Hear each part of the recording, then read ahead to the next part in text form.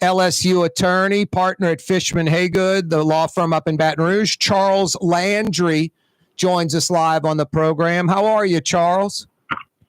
Doing great this afternoon. What a beautiful afternoon. My goodness, huh? The weather doesn't get any better than this. Great Easter weather. It really is. A pleasure to have you on the program. Thanks for doing it. Thank you for the invitation. Glad to participate. Cody Warsham's with us, Associate AD, Chief Brand Officer with LSU Athletics. How you doing, Cody? I'm great. It's a busy time of year for LSU Athletics, but in about an hour, we have a second grade softball game that I will be in the bleachers for. So beautiful day for second grade softball and really just across South Louisiana. Now you just going to check out your kid, or is the softball game actually taking place on an LSU campus facility? No. This is my kid. This is my oldest daughter.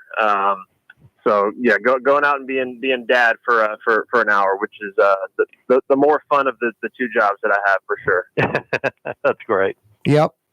Hey Charles, if you were just out and about on this gorgeous day in Baton Rouge and some Tiger fan bumped into you and said, what's going on with this arena? What would you tell them? And first, why would they be asking you? I mentioned you're an attorney. What's the connection LSU? What are you doing for them as far as this potential arena? And then why, that's the why would they ask you? And then what would you tell them if they were asking you about the potential arena? Well, you must have been following me around for the last 2 to 3 weeks because that is almost verbatim the questions I'm receiving with considerable optimism for what might be the result of this process, getting a best-of-class arena in Baton Rouge. And that really is a focus I really want to emphasize is that although this will be an arena on the LSU campus, this will be a community asset that will have uses far expanded than just athletics at LSU. This all started where TAF, Tiger Athletic Foundation, was being asked to try to understand how the PMAC, a revered building on campus, could be renovated to elevate the fan experience and also to see if we could expand the uses so that we could kind of reflect back to what the PMAC was in the 70s.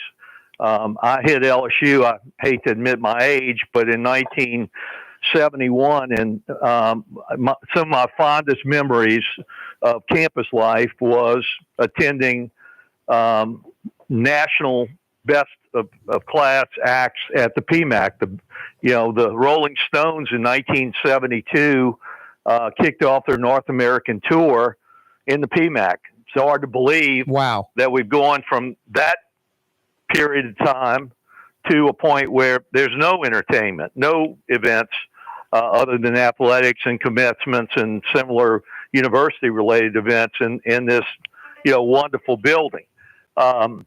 So we were trying to figure out how we could retrofit the PMAC to get a better fan experience. Sorry, my wife is calling me now. Cody, so we're both under the same pressure to get home. Family obligations. So we were trying to figure it out. And to get a modest improvement to the PMAC, we were looking at somewhere over $100 million. And what became immediately apparent is that there was no way to support that level of improvement with just better premium seatings and, part of what Cody is charged with doing, with sponsorships, naming rights. And we looked at all kinds of more sophisticated structures with new market tax credits.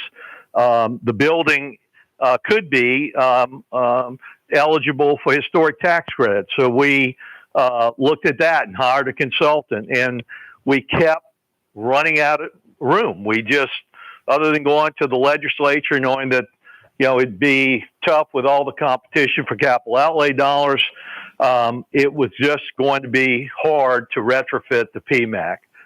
So what were the options? And one important thing is we could not have events in the PMAC. The structure of the building doesn't support what is required for modern concerts. People don't go see Taylor Swift. They look at her on a screen, and we can't put screens and sound equipment hanging from the ceiling of the PMAC. It can't support it, and the height is too low. So we started looking at options, and actually developers had been sniffing around Baton Rouge because we are a horribly underserved market from an entertainment standpoint. Y'all are blessed in New Orleans with the Smoothie King and the Superdome and other wonderful, venues. I love Snub Harbor. We don't have that in Baton Rouge. We need to. And so we were aware that there were developers who were looking at the city, and LSU decided that it would consider creating an opportunity for a community arena on the LSU campus.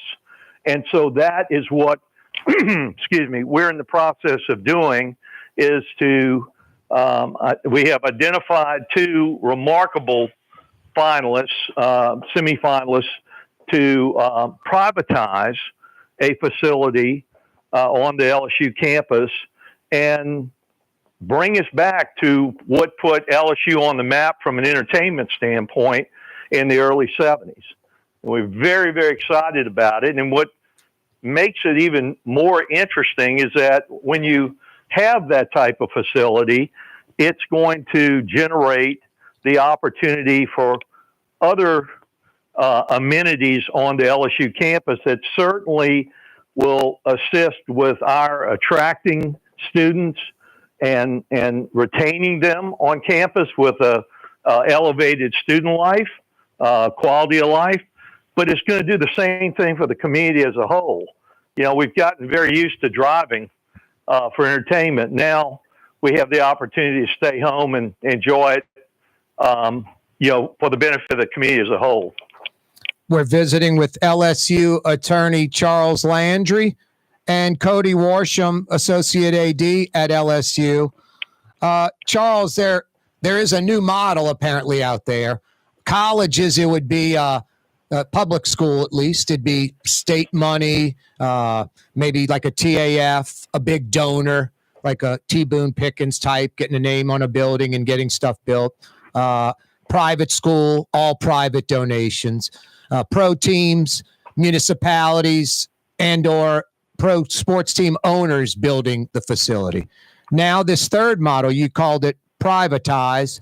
It's like equity firms coming in essentially and building the arena. LSU gets it for their sports, and then the investment folks get pretty much all the other dates, and that's how they make their money.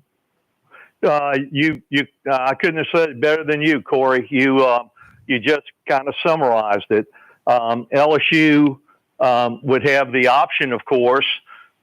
We made a determination that to just merely put $150 million in the PMAC, essentially limited solely to athletic events for the most part, you just cannot make that work. And relying on the legislature year after year, you just can't make that work either. So what are the newest and best practices? And clearly the platinum example happened at a new member of the SEC coming in this year, the University of Texas. Instead of using a conventional structure, they had you used T. Boone Pickens, but actually it was the Moody family, and they wanted their name on this new UT facility, and they made $130 million donation for naming rights. And when you start with a $350 million expenditure, I think it was $358 million, and you have someone step up for $130 million, all of a sudden it becomes a viable opportunity for a developer using your exact terms, where you have 80, 85 days for athletics and university related events, and then they can sell the rest of the days and support the financial opportunities of the project for the benefit of the community. It's free enterprise, but the community is the beneficiary of that because it's providing something that LSU could not otherwise provide. And we also, Corey, have an arena, albeit in a similar physical condition as the PMAC, sorely underutilized and needs. What's that? Hello. Yeah, no, we got you, Charles. About $100 million worth, $120 million worth of improvements. The city doesn't have any money to do that. So this is a real good opportunity, and there's no certainty that this will happen.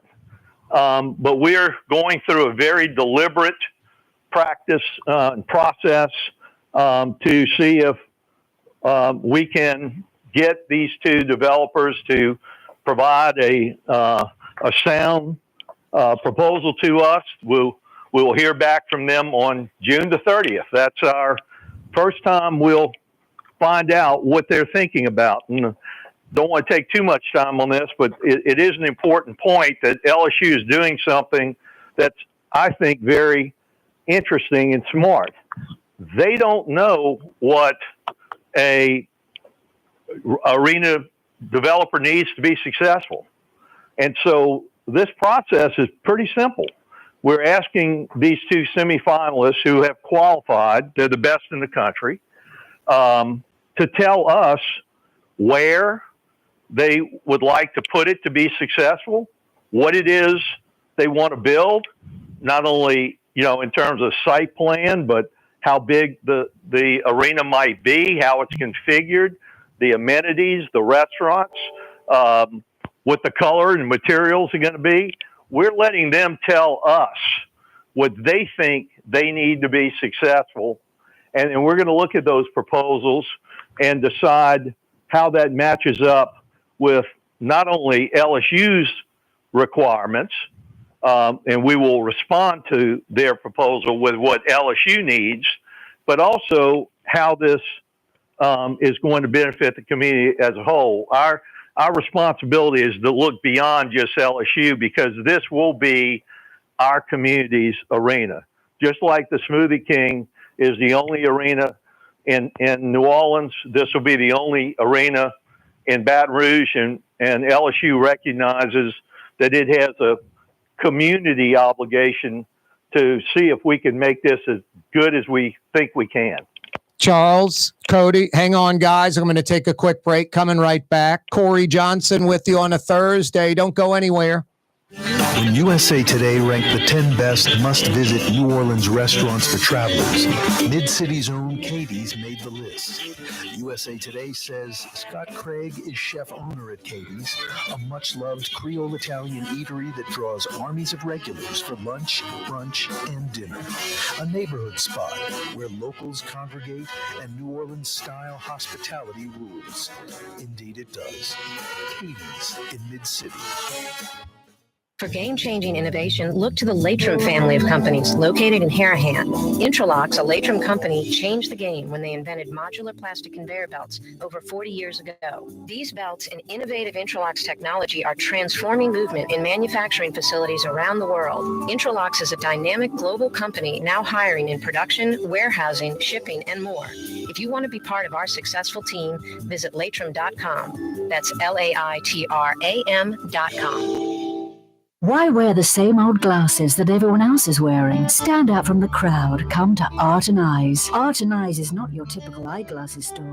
It's one of the finest eyewear shops in the country, right here in New Orleans, with precision-engineered prescription lenses and gorgeous high-quality frames from the heart of Europe, Japan, and the United States. Our products are thoughtfully curated, and our staff are here to help you find exactly the right frames. Art and Eyes are magazine, as unique as you.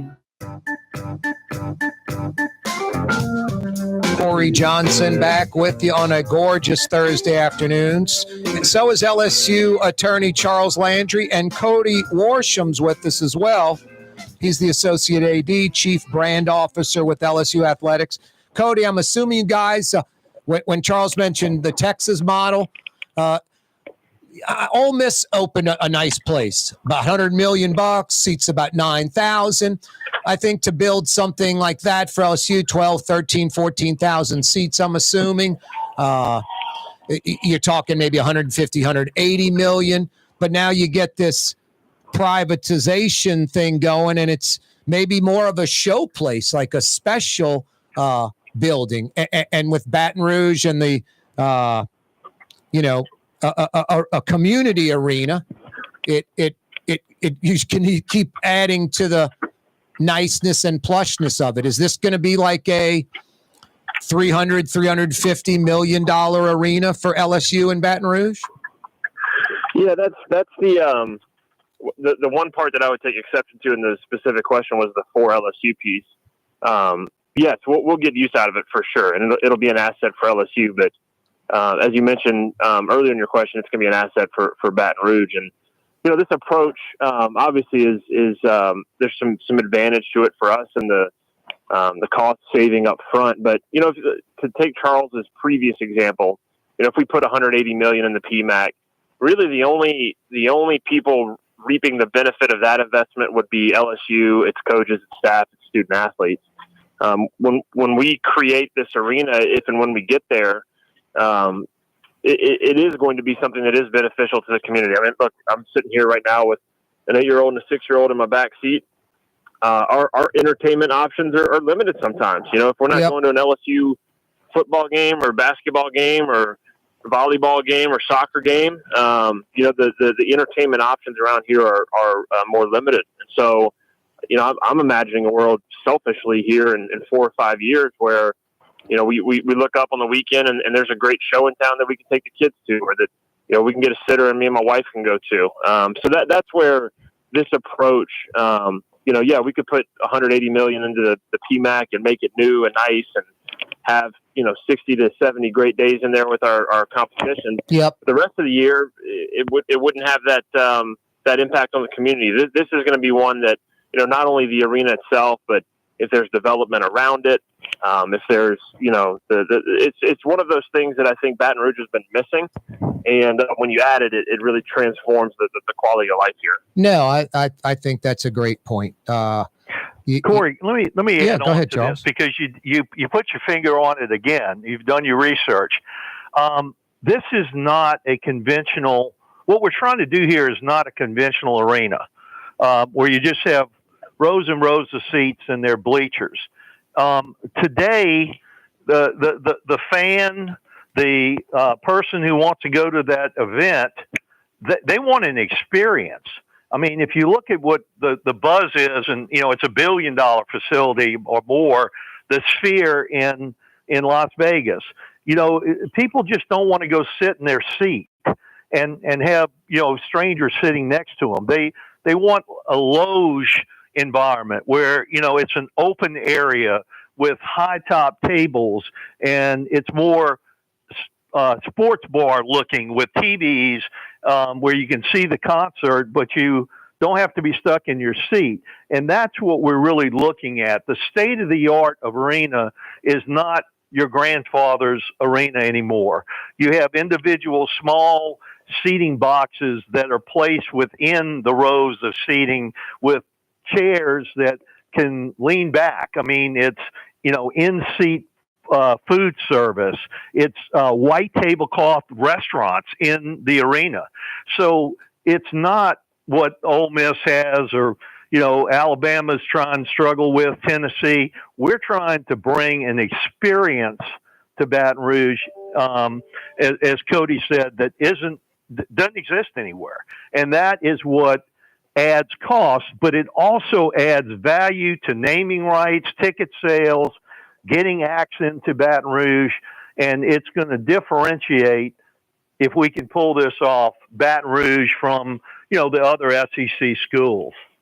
Essentially, folks that put on concerts, events, if they had a map and the places they hit were in color, Baton Rouge is in black and white. It's just they don't even think about BR, and this would bring that into play, you guys are saying. 100%. Yep, that makes sense. Makes sense, especially with the limitations to the PMAC, the roof, the height, all of that.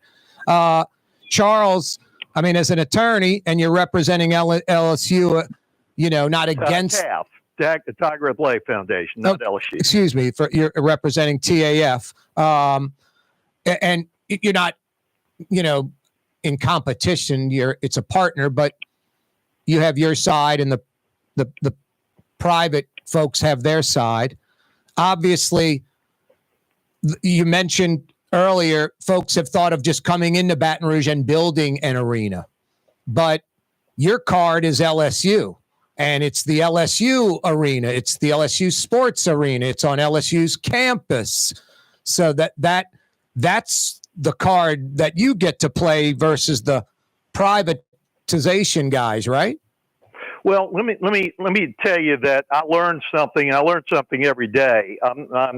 I enjoy the opportunity to get engaged with complex projects like this, because it does expose you to information that you otherwise would not know. The arena, from the standpoint of how the community was looking at getting a new arena in Baton Rouge, did not start at LSU. First, the obvious opportunity was to consider revitalizing the arena that is downtown. And so the city got a consultant in, and the consultant came back and said, you're going to spend way too much money on these old bones to be competitive with an arena. You would have to tear it down. And then the question becomes, all right, if you're going to tear it down, should it be downtown? And you could say that would be a good thing. We also have another remarkable project in the planning stage in a underutilized sports, one of our BREC parks, our park commission's parks, called Memorial Park. And there was a big push to see if that would be the best place for the new arena. And in visiting with developers who were interested in looking at Baton Rouge generally, not specifically LSU, I was in a meeting, and they basically said, Charles, you need to understand that the only place a new arena will be successful in Baton Rouge is on the LSU campus. Yep. And the reason for that is that the brand of LSU is probably the best collegiate brand right now in the country. And that the naming rights, which are critical to the financial stack for any arena in Baton Rouge, if it was at Memorial Park and you had a national sponsor, for example, they might pay you $10 million to name that arena at Memorial Park because it's there. Right. And they may pay you $15 million if it was downtown, although the consultant said they wouldn't. But we're hoping that they pay $50, $75 million to take advantage and leverage off for the benefit of the community, the LSU brand that Cody and his colleagues and our coaches and our student athletes have, generated. Yep. And that brand, although it's easy to say it's an LSU brand, we're going to leverage off of it for the benefit of Baton Rouge, because but for LSU, this arena could not be anywhere else. So that analysis, Corey, was in fact done. Could it be downtown? Nope. Financially can't do it. Memorial Park? Nope. We just happen to be blessed with an incredible, priceless brand right now, and hopefully for a long, long time to come, that is now not only an athletic brand, but I want to make it very clear that the LSU brand has been enhanced dramatically over the last 2 months, where LSU was awarded the largest National Science Foundation grant ever given to a university. And I bet you there are very, very few people in this audience today that understand what amazing standing that gives to LSU to receive the largest grant ever to focus on new energy research, not for Louisiana, not for the U.S., but worldwide. And that is going to leverage an enormous enhancement to the research reputation, the academic reputation of the university. And all this is building on each other. So finally, with this great brand that LSU has, we're going to do something with it beyond just pounding our chests and saying we're the best athletic program in the country. We're going to have other amenities in Baton Rouge that would not be available to the community but for LSU. And that's why Cody was so it made the comment, which is so important to us at LSU. We're not building an LSU arena. It is an arena that happens to be at LSU for the benefit of the arena that will be an incredible amenity to the community as a whole. We're visiting with TAF attorney Charles Landry and Cody Warsham, Associate Athletic Director, Chief Brand Officer with LSU Athletics. Coming right back. One more quick break, guys. One more segment. We're talking about a potential $350 million new LSU Baton Rouge arena. The Lamarck Automotive Collision Center. It's open now. We fix cars and trucks. We do all makes and models. And it doesn't have to be a Ford or a Lincoln. It could be whatever you're driving. 32,000 square feet under roof. Now open at 3101 Williams Boulevard. It's all about you, the customer, getting the most for your dollar. I would say the most perfect collision center anywhere. The Lamarck Automotive Collision Center, 3101 Williams Boulevard. Go check it out. Dave Miette Insurance Agency. Auto, home, flood, business. 504-556-0809. Dave Miette, INSagency.com. Dave Miette Insurance Agency. Auto, home, flood, business. 504-556-0809. Dave Miette, INSagency.com. From the owners of Katie's in Mid-City and Bienvenue in Harahan, an old school deli with over a dozen specialty sandwiches. Francesca Deli and Pizzeria on Harrison Avenue in Lakeview between Canal Boulevard and West End. Francesca Deli and Pizzeria. Ooh la Leidenheimer, that's what I said. Ooh la Leidenheimer, that's French for bread. Leidenheimer. For over 120 years, New Orleans' very own Leidenheimer French bread. Here at the NOLA Coalition, we love our kids and we love our city. The people of New Orleans are standing together for a better future. By harnessing our collective resources, the NOLA Coalition will create a safer, more prosperous city for all residents. Your support is needed to help reduce violence, invest in our children, and drive generational change. Join now at nolacoalition.info. Why wear the same old glasses that everyone else is wearing? Stand out from the crowd. Come to Art and Eyes. Art and Eyes is not your typical eyeglasses store. It's one of the finest eyewear shops in the country, right here in New Orleans, with precision-engineered prescription lenses and gorgeous high-quality frames from the heart of Europe, Japan, and the United States. Our products are thoughtfully curated, and our staff are here to help you find exactly the right frames. Art and Eyes, a magazine as unique as you. It's time to relax. The Woodhouse Day Spa, Metro New Orleans' premier day spa experience, now with 5 area locations. For a day of relaxation or maybe just a quick 1-hour getaway, the Metro area's premier day spa experience is at the Woodhouse Day Spa.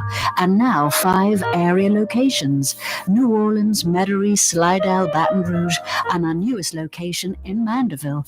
The Woodhouse Day Spa, woodhousespas.com. Rouse's Market is hiring. With 65 stores, full or part-time employment, and flexible scheduling, Rouse's has a job for you, or maybe even a career.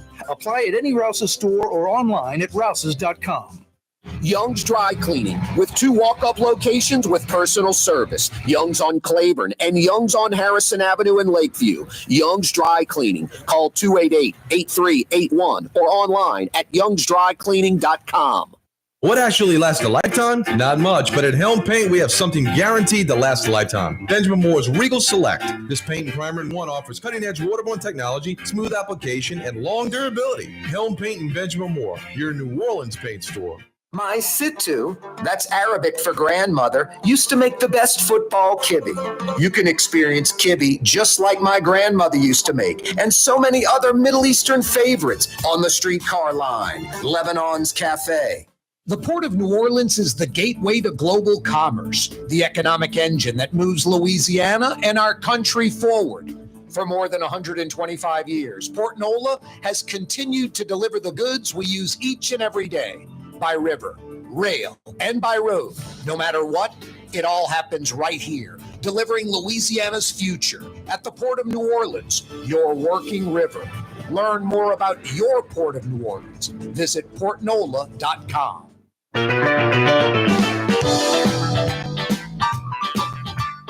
TAF attorney Charles Landry is with us. Cody Warsham, associate AD with LSU also. Hey, Cody, where on the campus will the arena be built if it gets done?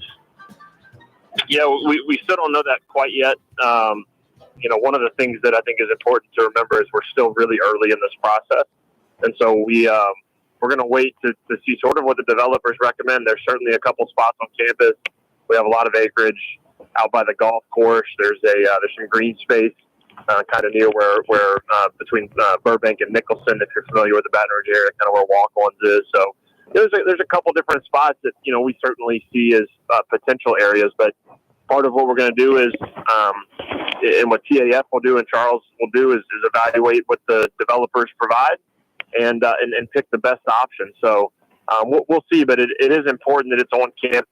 I think we see it. Charles has used this phrase before that I really like, is a string of pearls in the city of Baton Rouge, between Memorial Park, between downtown Baton Rouge, that creates a real community feel and becomes a real asset for the city of Baton Rouge. Hey, Charles, does this entity lease the land on LSU's campus? Do they buy it? Do they own the arena? Does the LSU own the arena? Great question. It would be and this structure, although we obviously have not done it for a sports asset like an arena, LSU and most every university has used this structure typically for student housing, where the property is leased, in this case, to the Tiger Athletic Foundation, who is going through this process.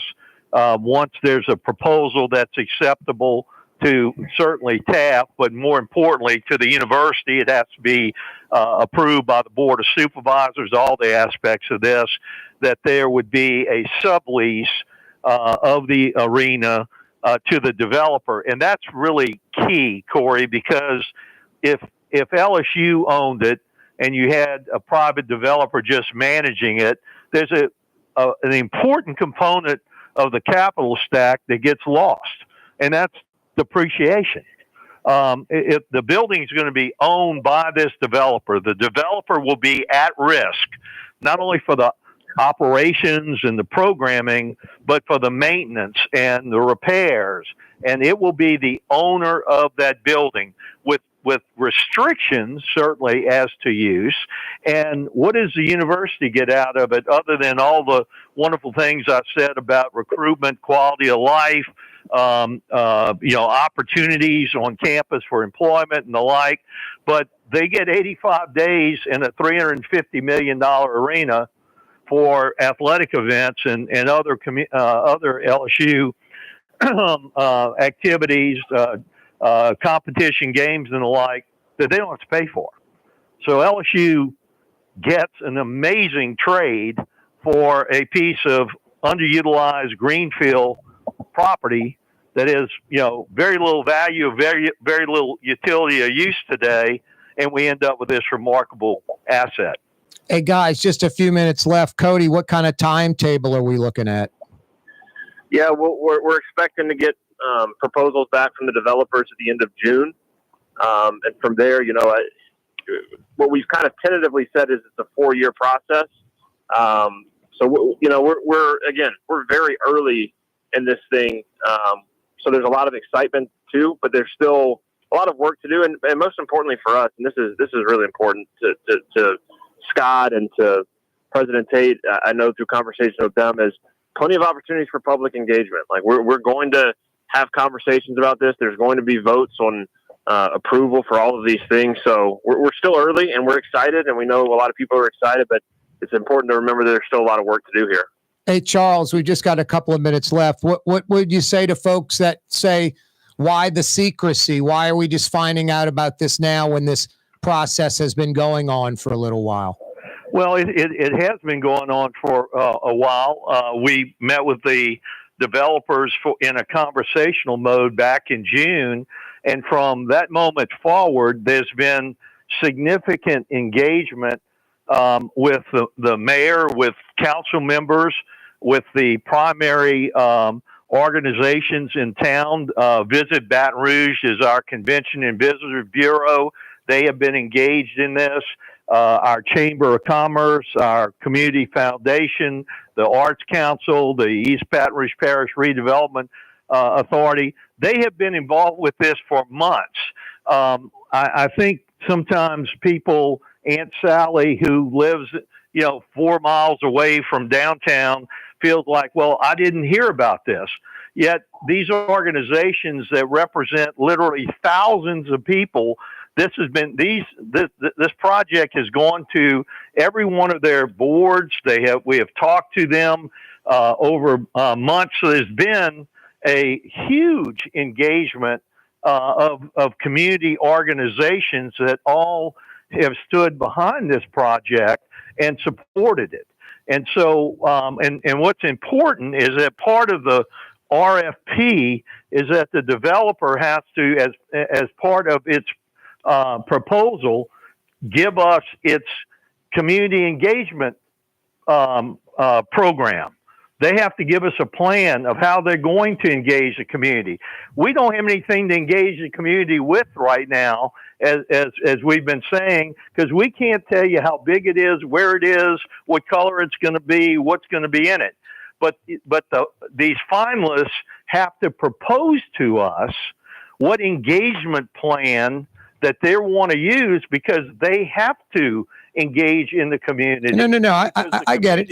Endorse them. No, I get it. I just from 6 to 2, and the public doesn't know anything about that yet. I think that would be the only concern, that the process has gone on. The general public doesn't know, that kind of thing. Well, it's been on the front page of the paper for the last 6 weeks. So, and as we can't tell them anything more than you know right now. And we've been very, very happy to talk to you and anyone who's asked to meet with us. Hey, Charles, no, I appreciate it very much, all the information. Thank you so much for joining us, Charles Landry. And Cody Worsham, thank you so much. You're quite welcome. Thanks for the opportunity.